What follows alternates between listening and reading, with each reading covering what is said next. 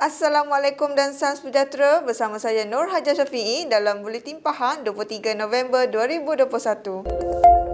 Kerajaan negeri menyambut baik keputusan kerajaan pusat yang bersetuju memberikan pampasan kepada Pahang serta negeri-negeri lain di atas komitmen mengekalkan hutan simpan setelah cadangan itu dibuat oleh Yang Amat Berhormat Menteri Besar Pahang, Datuk Seri Haji Warosdi Wan Ismail dalam program di Bera baru-baru ini. Pengerusi Jawatankuasa Pelancongan Kebudayaan Alam Sekitar Peladangan dan Komuniti Negeri Pahang, Yang Berhormat Datuk Seri Haji Muhammad Syakar Haji Syamsuddin berkata, Pahang wajar menerima pampasan lebih RM150 juta setahun terhadap komitmen mengekalkan lebih 57% hutan simpan di negeri itu. Jelasnya, selepas Yang Amat Berhormat Perdana Menteri Datuk Seri Ismail Sabri Yaakob menyatakan berhubung persetujuan tersebut, Yang Amat Berhormat Menteri Besar Kedah Datuk Seri Muhammad Sanusi Makno memaklumkan Kedah wajar menerima sekurang-kurangnya RM100 juta setahun sebagai pampasan terhadap komitmen mengekalkan hutan simpan. Justeru, jika Kedah yang mana kawasan hutan simpannya berjumlah 36.4% menuntut pampasan RM100 juta setahun, maka Pahang yang mana kawasan hutan simpannya lebih besar dari Kedah dan tertinggi di Semenanjung layak menerima RM150 juta setahun.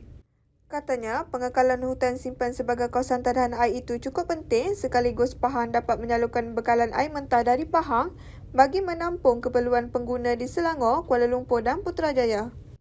Kemarin, Datuk Ismail Sabri dilaporkan berkata, kerajaan pusat akan mencari formula terbaik bagi menilai jumlah pampasan yang dapat memberi manfaat kepada kerajaan negeri dan tidak membebankan kerajaan pusat.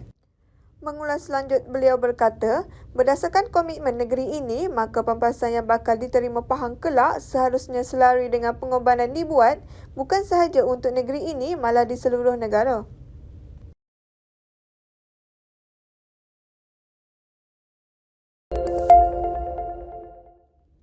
Percubaan pertama pasukan pantun Sekolah Kebangsaan Terentan di Pekan menyertai pertandingan pantun membuahkan hasil yang manis apabila dinobatkan sebagai johan pertandingan Pesta Pantun Peringkat Kebangsaan Sekolah Rendah 2021 baru-baru ini. Salah seorang pemantun, adik Nurul Ain Fairuz berumur 12 tahun berkata, latihan setiap hari membantunya dan rakan sepasukan menemukan titik kesefahaman untuk merangkul gelaran johan. Training berjalan biasanya daripada hari Isnin sampai hari Ahad, hari-hari saya biasanya ada 2 sesi, pagi dengan petang. Biasanya pagi waktu sekolah, lepas tu petang pukul 2 sampai pukul 4, kadang-kadang setiap hari ada training. Tak penat? Penat tapi adalah waktu rehat dia. Macam bila cikgu busy semua, kita rehat kat situ lah. Beliau berkata demikian ketika ditemui Unit Komunikasi dan Media Pahang UKOM selepas menerima komputer riba dan wang tunai daripada Pengerusi Jawatankuasa Sains, Teknologi, Inovasi, Komunikasi dan Multimedia Negeri Pahang Yang Berhormat Datuk Haji Muhammad Fakhruddin Muhammad Arif di sekolah berkenaan hari ini. Sehubungan itu, beliau berkata kemenangan ini juga telah dijangka berdasarkan persaingan yang dilihat mudah pada peringkat akhir pertandingan. Menurut Guru Pembimbing Pasukan Pemantun Sekolah Kebangsaan Terentan, Puan Siti Fatimah Maisa berkata, ini merupakan pertandingan pertama sekolah ini melibatkan kategori pantun. Katanya, teknik yang betul hasil didikan jurulatih Cikgu Muhammad Muzammil Abdul Rahim merupakan penyumbang kejayaan pasukan ini untuk menjadi johan. Sementara itu, Yang Berhormat Datuk Haji Muhammad Fakhruddin mengucapkan tahniah kepada kesemua peserta pantun dan menyampaikan hadiah komputer tablet dan wang tunai kepada kelima-lima pelajar yang turut dihadiri Pegawai Daerah Pekan Yang Hormat Datuk Zaliza Zulkifli. Idea kreatif dalam penghasilan buku berbentuk ilmiah mampu memberikan inspirasi kepada masyarakat, khususnya penduduk tempatan di daerah Kuantan. Pengerusi Jawatankuasa Penasihat Kolej Komuniti Kuantan yang juga Datuk Bandar Majlis Bandaraya Kuantan MBK, Yang Hormat Datuk Hamdan Hussein berkata, penghasilan sesebuah buku bukan sahaja dapat menonjolkan kepakaran, malah sebagai penghargaan kepada pensyarah-pensyarah yang terlibat di dalam penghasilan buku-buku ini.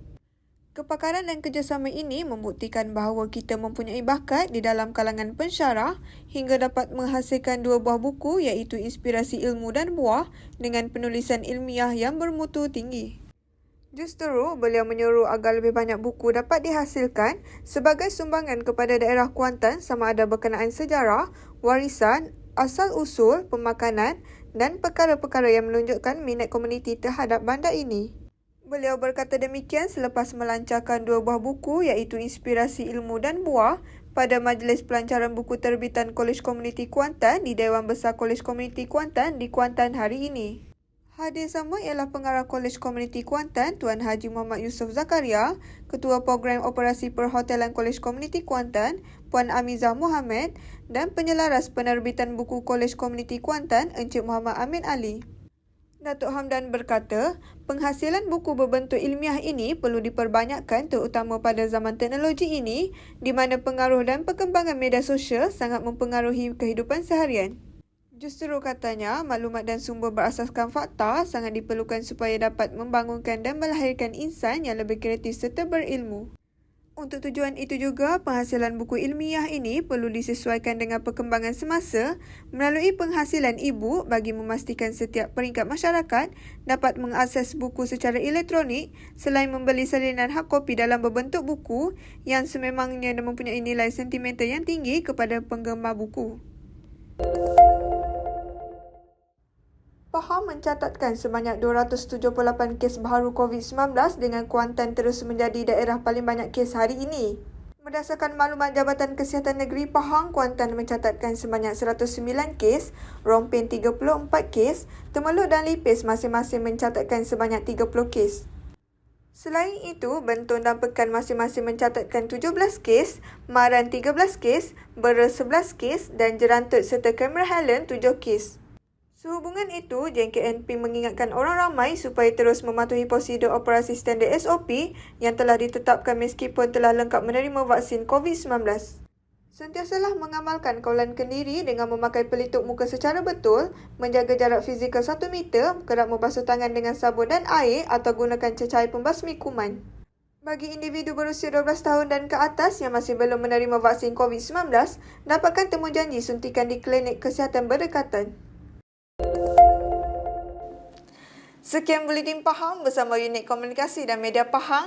Ikuti kami di Facebook, Instagram, YouTube dan Twitter. Terus bersama Pahang Media bagi mendapatkan maklumat terkini di negeri Pahang. Assalamualaikum.